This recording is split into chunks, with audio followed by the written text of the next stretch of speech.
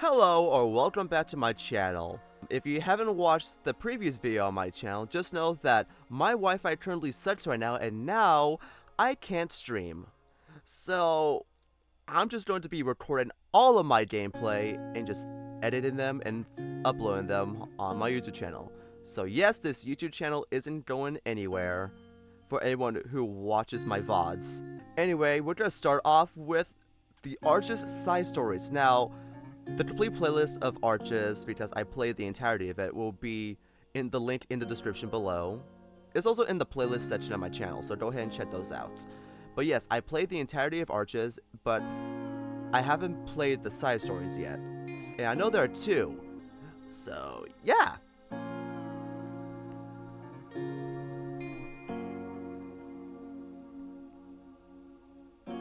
Anyway, let's get started. Let's click on Cameron. The first time I saw something serious was on the day I turned 8. My mom had brought me this old handheld and a few games to go with it. Even though it was a generation out of date and all of my friends had the newer version, I was still happy to have it. It was cool to just own something. I was alone. Mom let me stay home from school that day as part of my birthday present. I was on this little sofa, sort of slouched down as far as I could go, practically laying my back on the seat cushion with my head propped up against it. I was playing this game that I can't even remember, just staring at the display. Then I saw this weird reflection on the plastic screen. Easy to see because it didn't actually light up like the new model did. Oh my god, did you get one of those old Game Boy Colors where the screen didn't light up? Oh my god. Anyway, there's this reflection of something really tall and dark in the corner next to me. All I could think is that Mom somehow hung up one of her lawn jackets or dresses on the floor lamp we have there. But that doesn't make sense, so I look up and to the right. And then, I saw it. A face, staring down at me. Two yellow eyes with slit pupils, no muzzle, face flat, and the edges of its mouth curled up in a grin. Its teeth were long and sharp, all of them. I don't remember seeing ears. I don't think it had any. I just know it wasn't a person. It was a thing. A creature. The yellow eyes were standing out from the black matted fur that covered its face. I could only see the edges of its mouth because it had on it what I think was a raincoat, or something.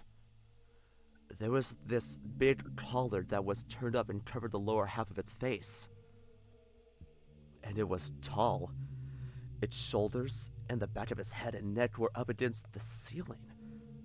So it was looking straight down at me. The rest of its body was pushed back into that corner next to the sofa, its arms out to the side and pressed to the walls, like he's bracing himself. What I think were long black claws stuck out from the openings at the ends of the sleeves, dug into the walls. And for the few seconds I stared up at it, it didn't move at all. Not even a little bit. Kind of like it was stuck in a still frame. It's weird to see something that you know shouldn't exist.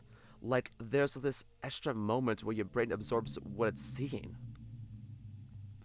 Then, instead of making you react right away, like maybe seeing a spider would, there's this extra beat where the brain is really analyzing it. Like, yep, this is really happening, and it really shouldn't be, but here it is. It's hard to remember what exactly happened next. I just sort of ran, or at least scrambled on all fours trying to get the hell out of there. I didn't hear anything, I didn't feel him move, and I was too scared to look back. I was tumbling out onto the wet grass, because it was cloudy and drizzling like always, and then onto the little paved walkway that wound its way through the trailer park. I was just running up that walkway, getting as far away from the thing I didn't understand as I could. What kind of fucks me up to this day, even worse than when I first saw it, is that when I was a good 3 trailers away. I looked back, not really expected to see anything, but I did. There, framed in the little window of our trailer, was the flat-faced creature, still with the same expression, the collar still up, looking frozen in time. The blinds, which had always been bent in askew, were moving though, gently swaying behind its head as it grinned right at me with those yellow eyes. I just sat at the entrance of the park, shivering in the rain. After a moment, one of my neighbors rushed out of her trailer to check up on me. I told her that I was fine, but wasn't able to tell her why she saw me run out from my trailer, or why I couldn't go back to my trailer. So, she brought me into hers instead. I guess she thought that maybe someone broke in and scared me, because then the cops were there. Then my mom was there, and I think she got into some trouble for leaving me alone. When the cops left, I got in big trouble, but I was just happy to have people around. Of course, I couldn't tell them what happened, because it couldn't have happened. But it did, and then it happened again, and again, and again. Ah. What? No, what's happening? It was at the end? Oh my god. Oh my god, Cameron, hi! They can't touch you. They can't hurt you. At least not in the physical way. Mentally, it's a different story, which makes sense because all of this is mental. I was messed up way before the things that I saw in my trailer, which might explain why I saw it. But this was me continuing to see it that traumatized me. I never knew when I was going home to an empty trailer or a trailer with a raincoat monster inside. So this is basically the raincoat monster origin story about when he first saw it. That's cool. That's cool. I mean, he briefly mentioned it multiple times throughout Arches, so it's cool to see how it all started. Eventually, I was able to realize that it didn't really notice me, I guess. The first time, it definitely wanted to make its presence known to me. These days, it just kind of pops up every now and then, and it's really just a cardboard cutout of a spooky character from a horror movie. Yeah, it's still startling when it's at the foot of your bed at 2 a.m., but you learn to live with it. Soon, the cardboard raincoat monster with claws became a man who would walk around our kitchen. He was angry, cursing, throwing stuff around, but I was okay with all of it because he never noticed me. Huh? Wait. Soon the cardboard raincoat monster with claws became a man who would walk around our kitchen who was angry, cursing, throwing stuff around, but I was okay. Was the raincoat monster replaced by an abusive boyfriend that the mom was dating for quite some time? Is that what's supposed to allude to? Or was supposed to say? Okay, But anyway, I couldn't say the same about the next thing though, and that was another flat-faced creature. But this one moved around on all fours with its elbows and legs at an angle like a spider. It's the socket man! It's the fucking socket man! He would crawl onto my bed, over my face and whisper things at me. That's when it really became hard, and things finally broke down after the first time I tried ketamine. For most of my teenage years, I was a weed and opioid kind of guy. Not like heroin or anything, but a pill every now and then to go with the weed so I could really chill. My friend, well, he loved stuff that was a bit more intense. Stuff that really made you feel something or nothing at all, which is what he promised me before I took it. You feel nothing but calm. And then, while I was sitting in my friend's living room, a bear broke through the window. He had on a ski mask, and he had a gun, and I screamed, and I ran, and I called 911. And of course it wasn't real. I was so out of it, actually, that I thought I was watching someone else do all of that. I'm not friends with that guy anymore, but it was a turning point for me. I knew drugs made these hallucinations worse. I knew that the longer I stayed in one place, the more they appeared. And I knew they weren't real. I knew because why was there a creature with foot-long claws in a raincoat that stood 10 feet tall? Well, I'm going to bet such a thing never existed in that trailer. I'm going to bet nothing like it ever existed at all. I created it, and it follows me. And I ignore it, even though it's starting to get weirdly insistent. October 2019. Holy shit.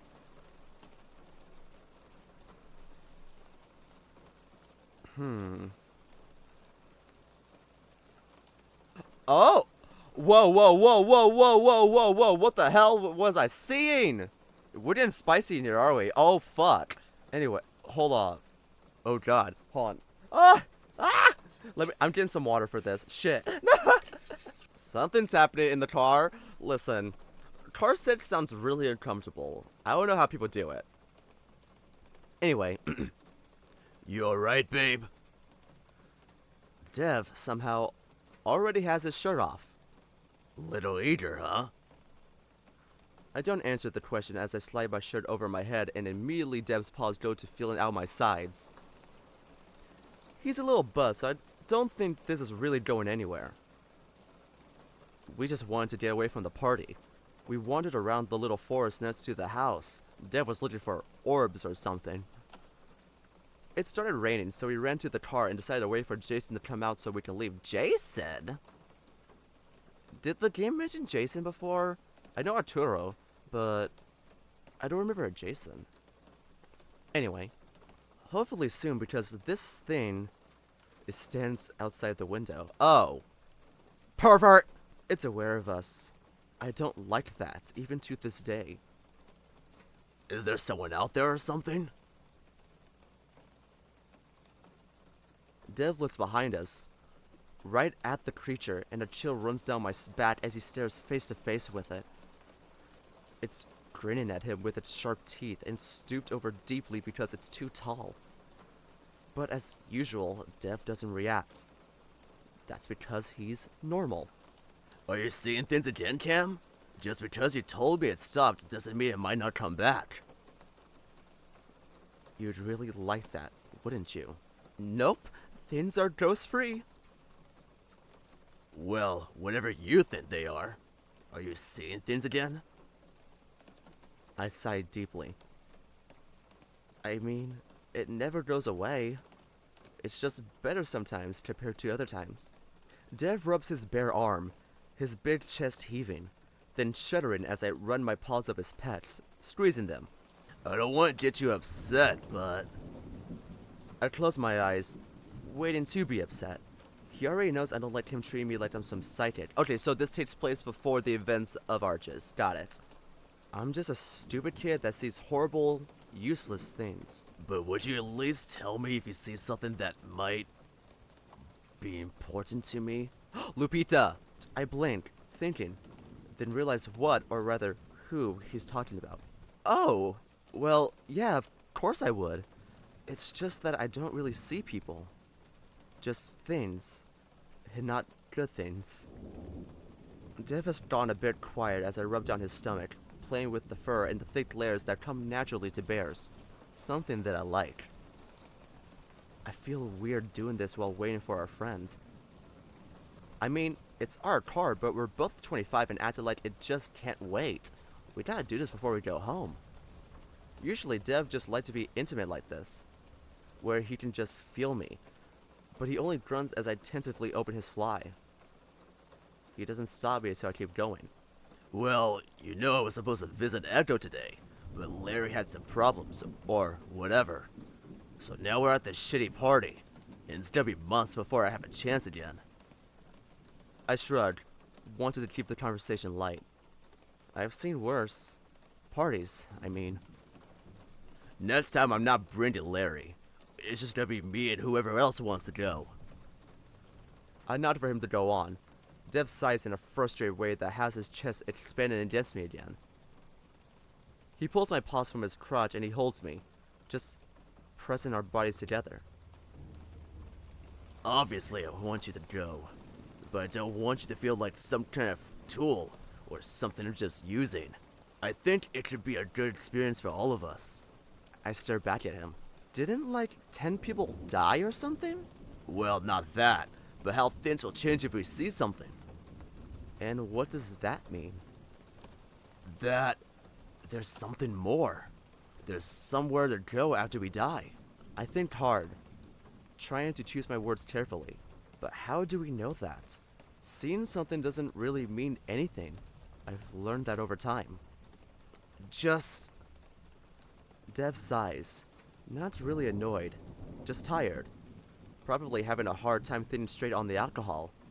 I just need your help for a few days. I want to know.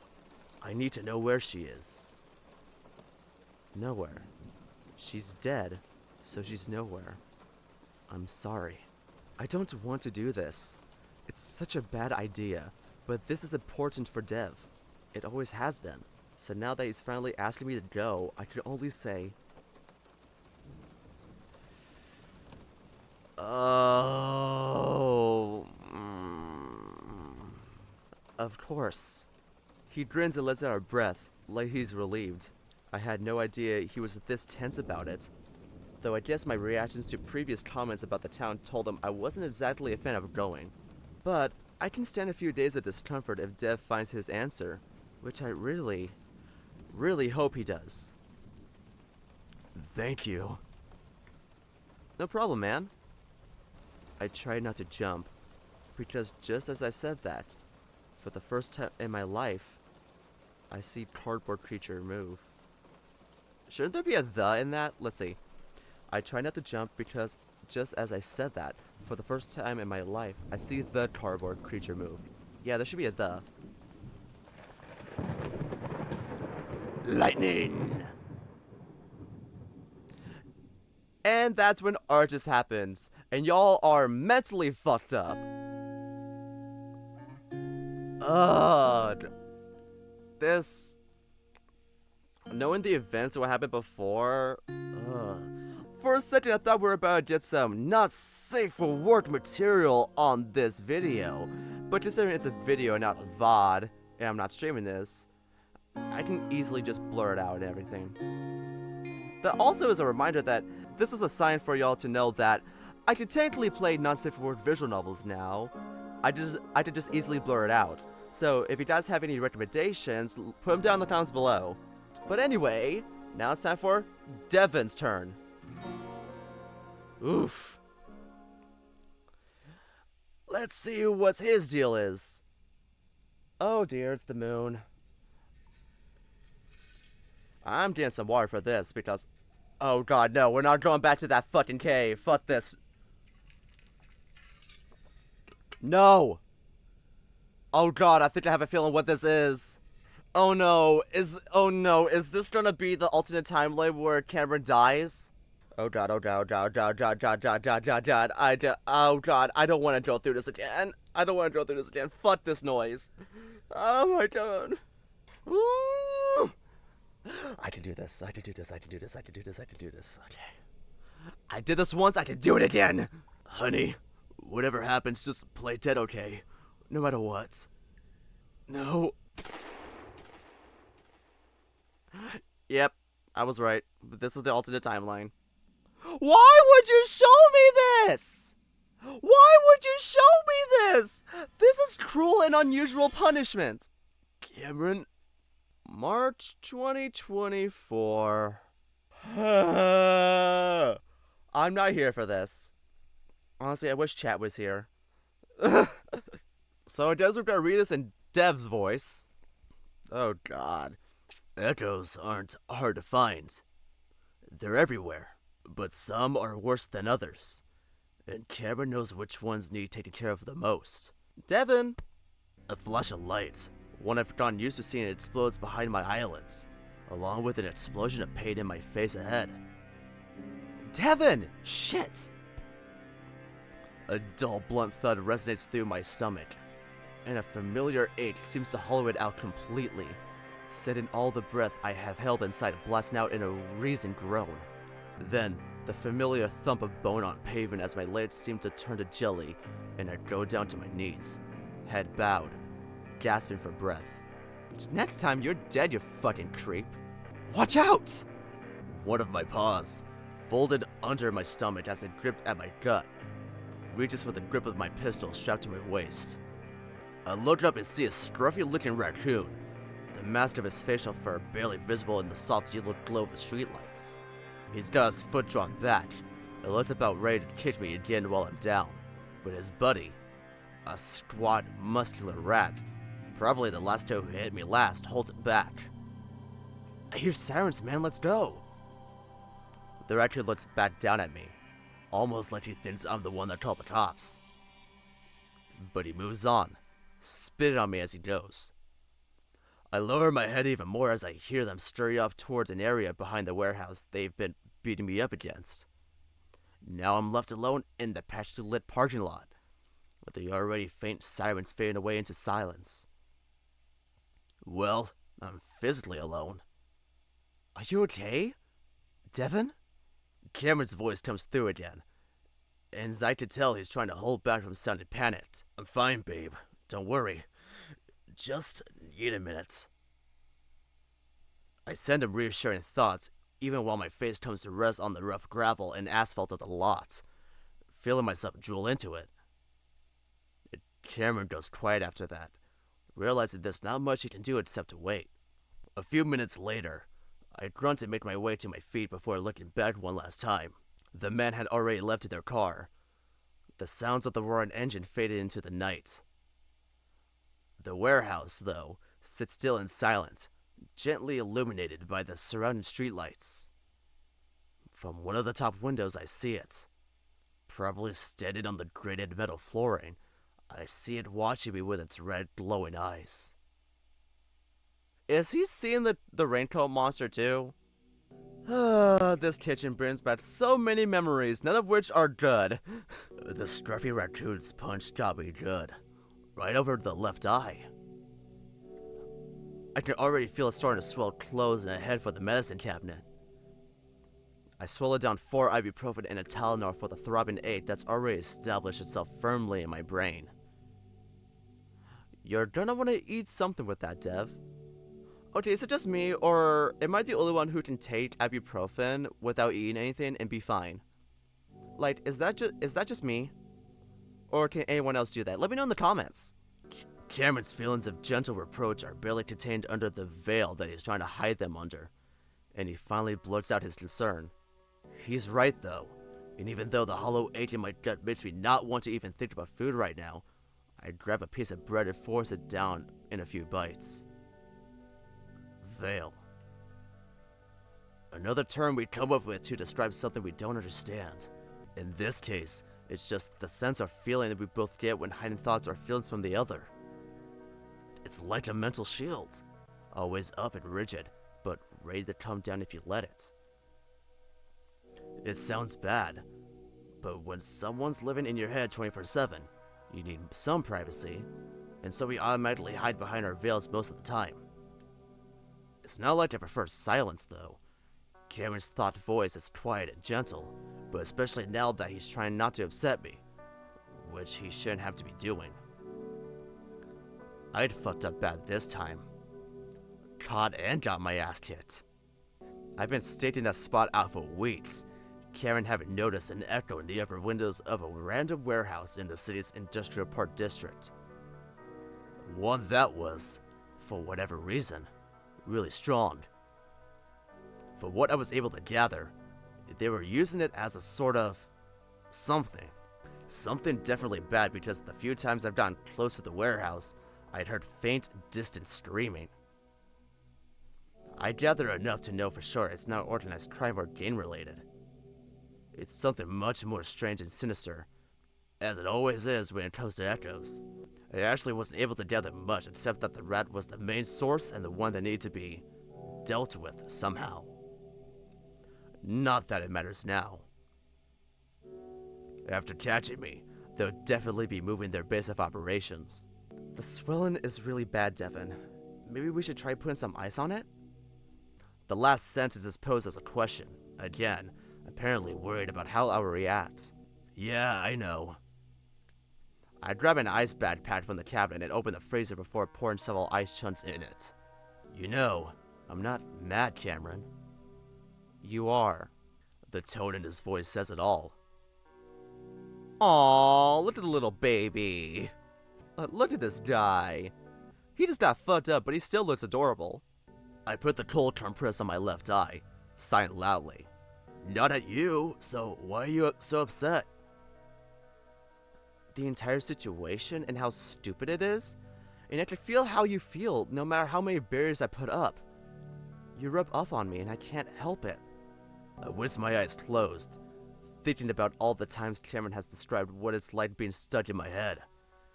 How when I get gloomy, so does everything around him. Something else I feel like I could play jackass about. Yeah, well, I can't always control how you feel, I know. But that's why I'm trying to hold off. Sorry. No, I mean... I huff loudly in frustration. Ugh, I honestly wish I could be happier for you, so you're more comfortable living up there. It's silent for a few moments. Moments I wish weren't silent because I know what Cam's thinking about. It could be. If you'd give up on this... whatever the hell this is. I feel a flash of annoyance, and this time it is directed at Cameron. This is helping other people not have to go through what we went through, Cameron. This is stopping years-long cycles of pain and suffering. That's what the hell this is. Haven't we suffered enough? Maybe... Who else is in this position that can do what you can do? I'm not sure we're making much of a difference. We clearly don't know what the fuck we're doing, Dev. My heart sinks, realizing how much Cam might not actually want to do this. The one thing that's kept me going for the past 4 years. You're the one that suggested this, you know. I say it in my head, the way I do when we're in public, or when I just don't want to say it out loud. I know, but I didn't realize it would become so dangerous. That if things did get physical, we just move on, but I didn't realize you'd...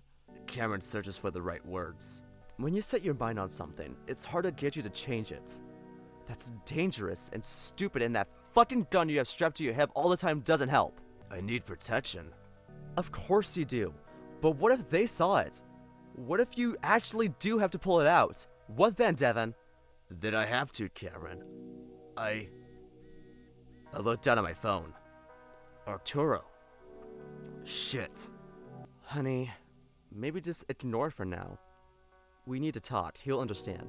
We planned this call ahead by like 3 days, so I can't just ignore it. But you can.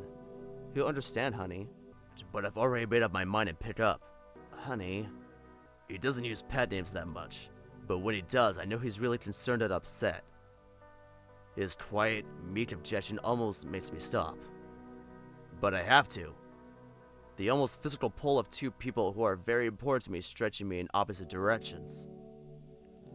Maybe sensing my rising frustration and stress, Cameron bats away in my mind. The way he does whenever I need privacy. It's another level to the veil barrier. The feeling is similar to what it would have felt like if he just left the room. I put the phone up to my muzzle, wincing as it presses against my bruising face. Hey man, what's up? I quickly make a final aside to Cameron before Artie responds. After this, hon, I promise we'll talk more. Cameron doesn't respond, but I know he hears me. Then Arturo's cheerful, slightly accented voice comes through the speaker. Yo, how's it going, man? I press my index and thumb pads of my right paw hard against my brows, trying to tame the ache that still seems to echo through my head. I'm doing okay, all things considered. Jesus Christ. Apparently he hasn't completely left the room. I ignore Cameron for now. Most of my focus is on trying to sound as okay as I just told Arturo I was. Hope those things aren't too terrible. You sound pretty awful. I can sense when he's applying with those words. It probably sounds like I've been crying with my swollen nose and raspy voice. 4 years removed from Echo, and he still knows that I'm struggling. Even Arturo seems to have moved on better than I have, after taking a bullet to the back of the head. Sometimes I can't tell it's happened. Sometimes I almost forget. But something always reminds me sooner or later. I know Artie never forgets, how could he? But I can't read minds like Cameron. No, not too bad. The silence that follows is an awkward one, which isn't normal when Artie's involved. The silence part, I mean. But it feels like he's wanting to say something to me that he's nervous about. Are you okay? I feel a jolt of worry and concern. last Artie and I had talked, he mentions that things were a bit strange between him and Maria. Mainly because he was having a hard time trying to take care of her the way that he used to. If they're going to split up, I don't know what Arturo is going to do. I'd offer for him to live here, of course, but that would make things difficult between me and Cameron. For a ton of different reasons. Yeah, I'm okay, yeah. Do you need a place to stay? Arturo laughs, and the release of tension makes me feel a little bit better. No, me and Maria are doing alright now. It was just a few weeks ago that things got a bit hard since we were both going through our own shit at the same time. Yeah, that sounds miserable. You just need someone to talk to right now? Yeah, that, but... It's about me. I furrow my brows at that, wondering how Cameron would know that with Arturo being so far away. Maybe a vision or something? He's right though, as he usually is. I had something. His stuttering becomes more pronounced, which happens when he's flustered or emotional. I stand more upright, muffling the grunt that comes from my mouth as my sore stomach muscles tense up. Hey dude, it's all good. Tell me what's on your mind, no matter what it is, okay? That seems to calm him down a bit, and he takes a deep breath. How are you doing with being alone? I let out a hollow, fake laugh that falls flat. Yeah. I take a deep, full breath again, wincing at the dull ache in the center of my body. I'm managing. You, ever thought of seeing people? If Cameron's listening in, he doesn't say anything. No, not yet. It's quiet for a while. And just as I'm about to talk about how work's got me too busy to date right now, I hear something that makes me freeze. Something's been bothering me a lot lately. It's about Cam, and I'm so sorry. And the words dissolve away into sobs. Shit. I feel a pain of frustration followed by even more guilt. In the past, I jump at opportunities like this, to be there for people that might need me, but I'm just not as good at it as I used to be. Cameron, Arturo, my parents, my work colleagues, they can all tell. In fact, Mom was the last person to encourage me to start going out again. Even saying the gay scene is better out in Fort Allen, and to maybe just come back home, which had made me laugh and want to cry at the same time. I feel Cameron's presence return, though briefly. You're doing good, Devin, you know that. I press the speaker close to my ear. Hey, dude, what's wrong? Through hitching sobs and stutters, Arturo talks about the last time he heard Cameron's voice, about how he heard him begging Brian not to do whatever it is he was doing. Sometimes I wonder if I had done something, he might have been able to get away or something. I was slow because of the gunshot wounds, so maybe he could have... I don't know, I'm sorry. This is something I've heard about before, and in the back of my mind I wonder why Arturo would tell me this. Feelings, smells, thoughts, tastes, everything from Echo comes back, reminding me of being trapped in that van while it was all happening. While Artie and Cam were being hurt in ways that can never be fixed or undone. I feel my heart rate rise, and my breaths become heavier as adrenaline starts coursing through my body. Cameron, still there for me even though he made a point of leaving earlier, senses my confused mix of anger, grief, and guilt for feeling this way when Arturo is trying to open up to me. It's okay, it's over, I'm fine. It would have gotten us both killed if we tried anything. I just can't help feeling awful about it. They lost the guy you were that close to. I swallow hard, mentally willing my voice to stay steady before I start talking again. Don't worry about me, Artie. And try not to blame yourself for any of that. I'm the one that asked you to come, remember? This shouldn't have ever happened in the first place, and I'm sorry. Artie laughed softly through his tears. That's word for word what I expect you to say. It's just, you seem distant lately. Like the past year, we used to talk all the time. As Artie goes on about how it used to be, I feel a surprising urge to just tell him about what's happening, about how Cameron is still with me, and no! The thought is strong, unwavering, and it overwhelms my own mind to the point that I lose my train of thought. It's happened before, but not like this. It makes me wonder how strong his own thoughts actually are, if maybe he could completely take over if he wanted. about that. Oh, God. If you guys don't know, which you should know if you watched all of my VODs, you would know that this isn't actually Cameron. Oh, dear. Either way, I can't tell Artie after a message as powerful as that, so I settled for something more vague. Listen, man, all I can say is that something is going on, but I'm not ready to talk about it just yet. But I promise I'll tell you someday, alright? I'm surprised by how relieved Artie sounds to hear that. Okay, yeah, that's cool.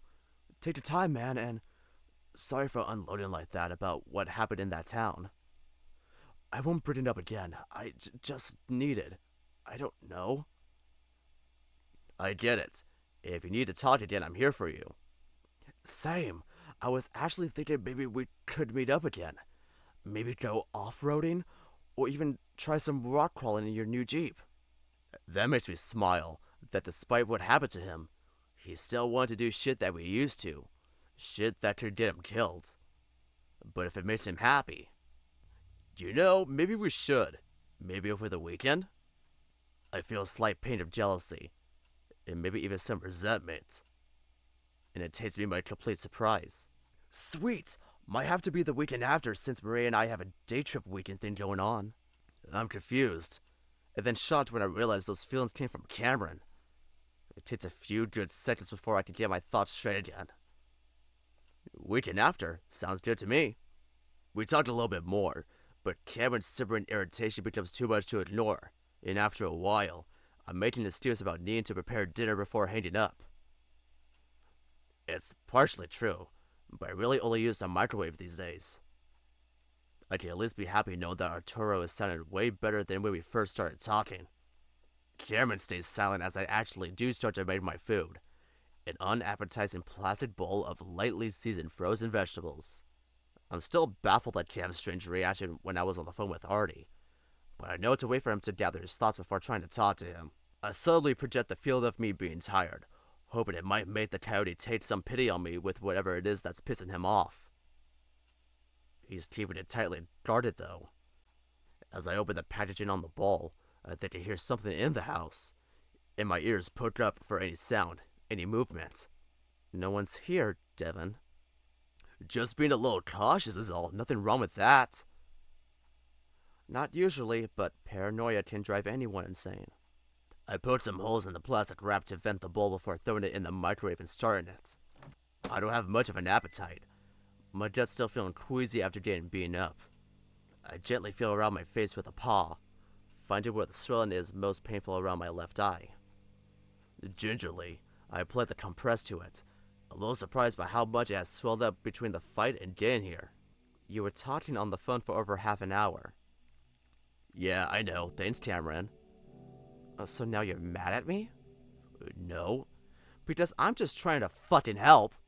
Well, it doesn't help when you're pissed off about something that you're hiding from me. I'm not pissed off. I'm stressed out and worried after what just happened to you. I'm fine. Getting hit in the head is never fine, Devin.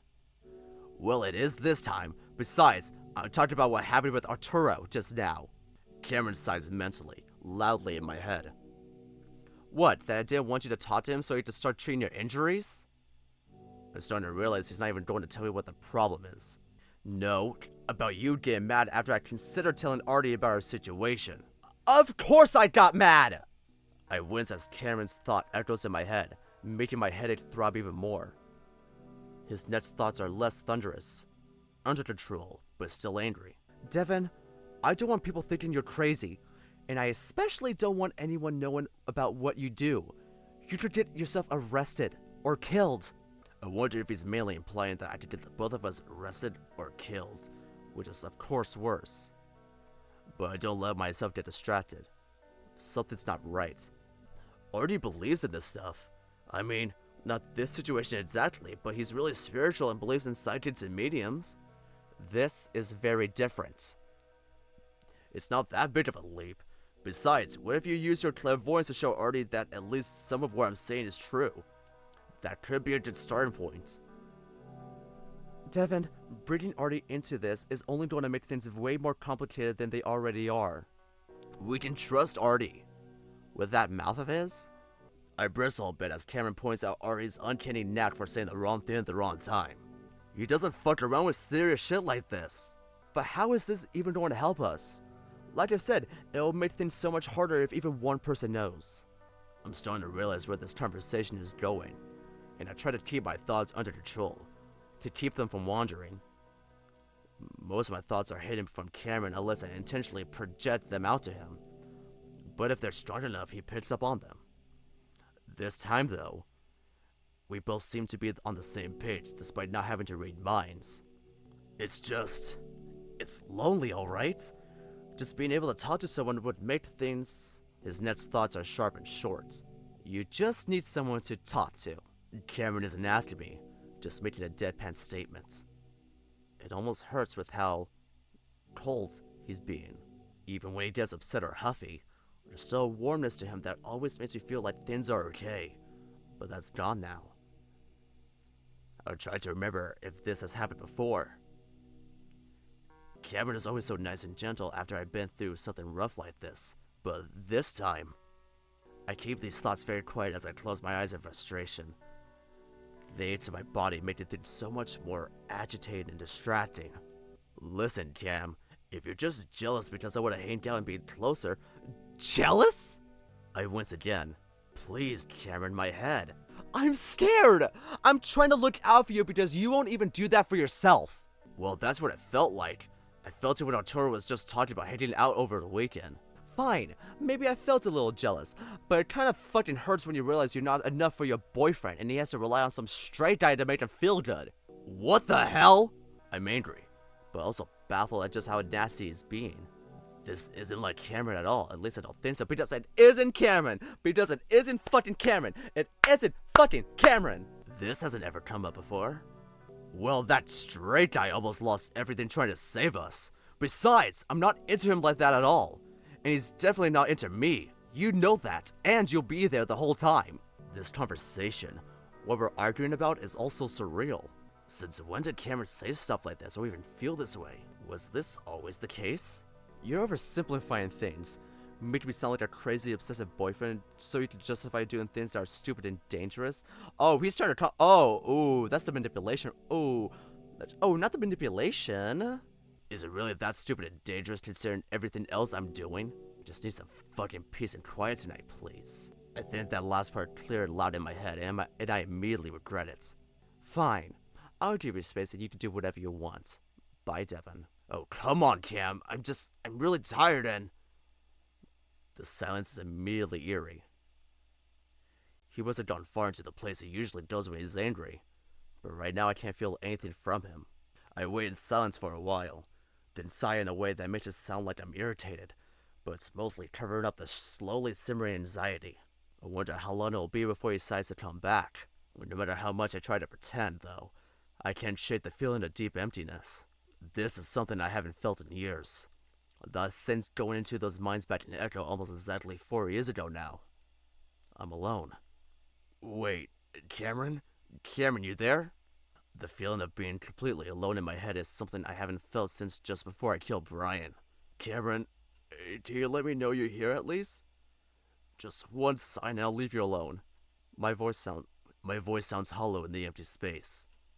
Cameron, you there? No response except the microwave. I try not to panic and instead grab a fork to prod the bowl of mushy, unappetizing vegetables. The smell overruns my garlic. This isn't funny at all, Cam. Actually, it's kind of fucked up and it's pretty cruel too, because I didn't even do anything wrong. I wait a little while longer, knowing those words would definitely trigger Cam to come back. But when he doesn't, I finally do start to panic. After about 5 minutes, I drop the fork in the bowl and look up. Cameron, you're really scaring me right now. Can you at least let me know you're here? Somehow? Anything? Empty. Because I'm gonna start freaking out for real if you don't say something to me, baby. Silence. That silence seems to become tangible, blanketed me with a feeling of suffocation. Cammy? Baby, please. That's so fucked up. Oh my god. Oh my god, just knowing that isn't even Cameron is like makes this scene so heart-wrenching. The fact that he's being manipulated by this malevolent spirit posing as his dead boyfriend. Jesus fucking Christ. Anyway, over the next 3 hours, I drove from panic to anger to grief, back to panic, and then to anger and grief again. How could he do this to me right now? How could he? Well, if he doesn't want to be around me, then I'm gonna do the stuff he doesn't like me doing. I pull out an old bottle of bourbon and I start drinking. Oh shit. If Cameron saw me doing this, on a mostly empty stomach, and after getting hit hard in the head, he would step in no question. But he doesn't. After waiting for almost another hour, I head to bed, drunker than I've been since probably back in college. I curl into a ball, hugging Cameron's pillow tightly, silently begging him to come back. It's then that I start to process the idea that he could actually be gone. Cameron never said he could just leave, and he's never done it before. Maybe he doesn't even know how to come back. Silent begging isn't enough, and I mumble my coyote's name into the pillow over and over, hoping that, if he's here, he'll see how pathetic I look and come back. But he doesn't. Maybe, somehow, this isn't real, because none of this feels real. Maybe this feeling of disbelief and devastation that's been with me since Echo has all been a dream, and I'll wake up in 2020, back with Cameron in bed next to me. I'm lucky I'm so drunk because I don't know how I'll deal with this sober. For now, I just cry myself to sleep. Oh my god, this is so devastating. How is there still more? How is there still more? Oh my god. Literally, this is not even a side story at this point. It's not even short. Yeah, why is Devlin's side story longer than Cameron's? Huh. Anyway, let's continue. So when's your birthday? December 21st. You? October 18th. So I guess we don't have to worry about birthdays anytime soon. I hear a piano playing, along with the faint sounds of a radio in the background. A familiar, warm feeling of the good times, before the terrible changes. Aww! Oh wait, I love this. I love this. I'm standing in the doorway of one of the music classrooms. The one that Cameron lets it go in the early evening so that he can play on the grand piano. It's interesting, being in his world. I haven't spent much time outside the engineering building since finishing my general studies, but being here, looking around at all the instruments, I appreciate it all a bit more compared to the last time I was in this building, when I took Intro to Music Theory a few years ago. These are the good times, but I won't know it. Not until Echo. See? Piano is way easier for me. I thought you sounded just fine on guitar. It was his voice that I really liked, though. Rough and smoky, but delivered with a smoothness that reminds me of old black and white movies. 2 weeks in, and I'm already cautiously hoping this relationship will turn to something more. Cautious because Jesus is still fresh in my mind. The relationship had only lasted for a few months, but I wasn't ready for the rejection that I didn't even see coming. It worries me a little that this canine might do the same thing. For now, though, he's smiling as he continues to play. I can see the red tainting the stand inside his ears, making me think he's probably feeling the same way I did when I was showing him the advanced math and physics classes I'm taking. But I am impressed. The coyote's innate ability to seemingly pull beautiful and catchy melodies together seemed just as impossible as Cameron said my coursework looked. Where do you even start? Cameron looks up from playing. Like, just the music in general. How do you come up with it on the fly like that? Oh, well... Cameron stoops over as an invitation for me to sit down, and I do. Aww? Everyone's different, obviously. But I guess once you really learn how music works, and combine that with the music you listen to, you can just sort of... Again, his fingers play effortlessly across the keys. Something tells me my limited music library wouldn't give me the experience I would need to be able to do this. Cameron had already teased me a little about listening to dad rock. He quickly showed me that he also listened to some dad rock too, but he listens to everything. From rock to pop to jazz to classical, he enjoys it all. It had left me feeling flushed and embarrassed. even though there wasn't a good reason to feel that way. Now that I think about it, I realize that I've embarrassed myself in front of Cameron quite a few times now. And I'm not sure if that's a good sign or not. Like, maybe I'm just paying more attention to what I say and do in front of him. Already walking in on us fucking was mortifying, no matter how I look at it. But Cameron had laughed about it afterwards, and he even tossed to Artie. They did along really well. That's when Cameron suddenly stops playing, looking at the clock above the classroom door. Well, they said my song could come on at any time after 5, but you know, they might not even end up playing it. And there's the pessimism I've come to expect. It's not bitter or upset. He's just lowered his expectations to avoid disappointment, which is kind of the opposite of how I think of things. They will. Cameron shrugs, looking unbothered. I'm not exactly sure what it is about him that's making all of this feel so important. He's cute, funny, smart, and we have longer, deeper conversations than I've had with anyone else. His songs sound a little angsty, but through their dark humor, there's a lot of sadness and pain in the lyrics. When I asked him about it, he brushed it off, saying he was exaggerating in the songs.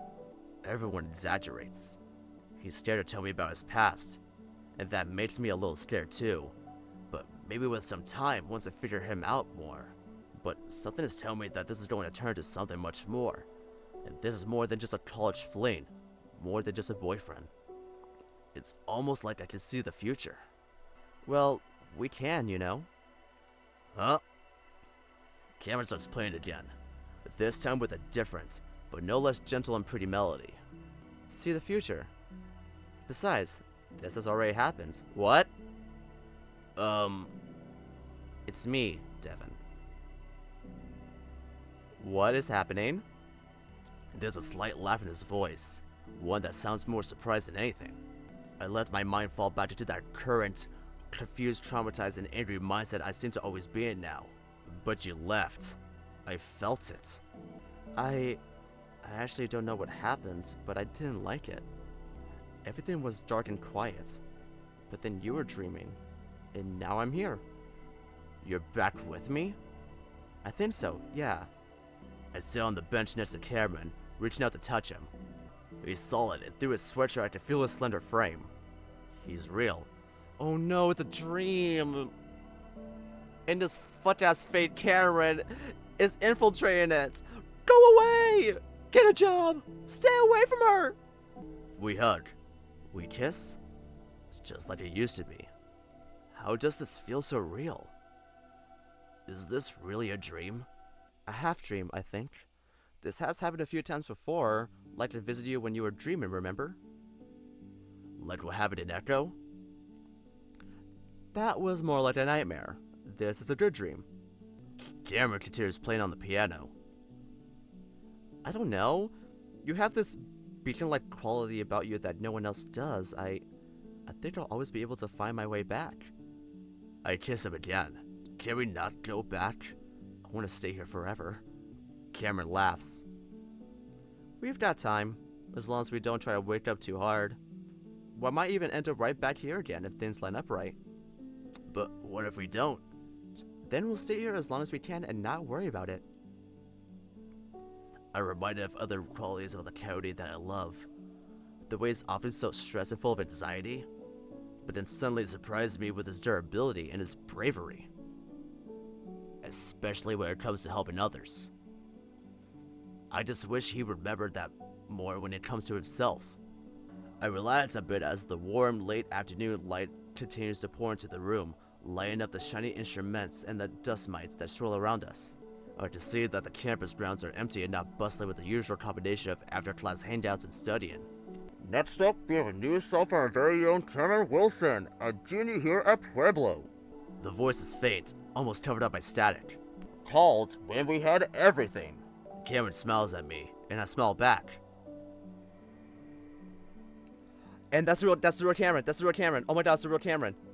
Wait, is that Cameron? Is that the real? No, that is the real. That is. I know. I recognize that shirt. That's the real Cameron. I literally thought that was just like a random person, but that's the real Cameron. That's the real fucking Cameron. That's the real fucking Cameron. That's the real fucking Cameron. That's the real fucking Cameron. I can remember this exact moment. The way Cameron had almost yelled with surprise and excitement at hearing his name and song come up. instead of even listening to the song, we just made out. Man, we sure were horny back then. Back then? But Cameron doesn't say it. Or his mouth doesn't move, at least, and his voice is different. Maybe a little deeper. Mainly, though, it comes from behind me. The camera I'm looking at reacts at the same time, spinning to look back, and I do the same. In the split second that I see it, I know what I'm looking at. Cameron had told me about it, how it's been following us around since Echo, how it's sort of an echo itself, one that manifested after Brian murdered him. We don't know what it wants, but it hurts my Cameron. It reminds him of the pain he went through, and as I looked at this fake Cameron, I feel that old anger. The same strange cold fury that blossomed in my chest after seeing what Brian had done, had overrode the shock and incoming grief just long enough for me to finish the old bear. I feel my teeth draw back in a feral snarl, warning this echo back, and it reacts by looking at me with fear and sadness. For some reason, that only makes me angrier, and I take in everything that makes this coyote so different from the one I know so well. There's a glazed look in his eyes, like it just woke up, and its build is all wrong, thicker and punchier than Cameron has ever been. No, this is some warped, sick creation. It's not even alive, but I know it can still hurt us. It's too late though, as I hear a strange gurgling hiss next to me. I look. Ah! Fuck you! What the hell is that? When Brian shot Cameron in the face, half of it had been blown away, splattering the walls of the cave and filling it with a smell that I will never forget. Even now it fills my nostrils, and I just sit there, shaking and staring at Cameron, seeing his wide twitching eye like he's alive and feeling it. But now, I get to see him in agonizing detail without the blood and gore covering the rest of him up. Now I wonder if he was somehow alive and feeling the pain in the seconds after the shotgun blast, when I couldn't see any part of his face clearly. Stop! I yelled at the echo, at the dream, or at anything to make it stop. I reached my paw out for Cameron's trembling shoulder, scared to touch it because word it'll make the pain worse. Even now in this dream world, I can see the stars just visible through the fur on my right forearm, where Cameron's jaw and teeth had been embedded. They had to be surgically removed, and all I can really remember is asking a nurse if I could keep his teeth once they'd been taken out. Fucking hell! I don't know what I had left of Cameron then, even though he was always talking to me, trying to keep me calm. He's not real, Devin. I lash out in the direction of the echo, and I feel my fist hit something soft, and I hear a gasp. And suddenly, I'm back in bed, feeling the beginnings of a pounding, awful hangover. But I don't pay any attention to it right now. Cameron, baby, you there? Please. I'm here, don't worry. Oh, thank God, are you okay? What the hell did he do to you? I don't know, but I'm okay now, okay?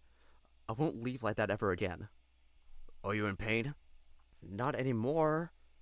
Actually, yeah, I am. What the hell? How much did you drink? I left out relief. And happiness, but mostly relief. Just glad my coyote is back. Babe, I thought I fucking lost you. I'll be here as long as I can, Devin. And I'll help you find those echoes if that's what you really want. Now, get up and get hydrated and try to eat something, please. Of course, honey, of course. I get out of bed, the aches and pains from all the things that have happened to me over the past day forgotten. I chat with Cam as I make myself something a little heartier, drinking a bottle of water along the way. Cameron is back to his old self, and I realize that's all I want. Oh, that fucking sucks. Oh. No matter how much these echoes try to torment and hurt us, we're still together. Bitch! Echo couldn't change that then, and I sure as hell won't let it change that now. Bitch! So that low short scene at the end of the main game, where we see the glimpse of that timeline, and it ends with Cameron telling him, like, stop, that person's not real. It didn't work. He still believes that fake Cameron is real. And he thinks that the real Cameron is just a fake, just an echo. God damn it, that's a really sad note to leave off on. What the hell? Well, anyway, thank you all so much for watching this recorded gameplay and not live stream VOD. If you want to follow me anywhere else, follow me on Twitter and Bluesky. The link will be in the description below. If you liked what you just saw, go ahead and subscribe. I do post videos like this. I'm gonna start doing these a lot more often now, since now I got a new setup and everything. And yeah, I'll see you all in the next video. Bye bye!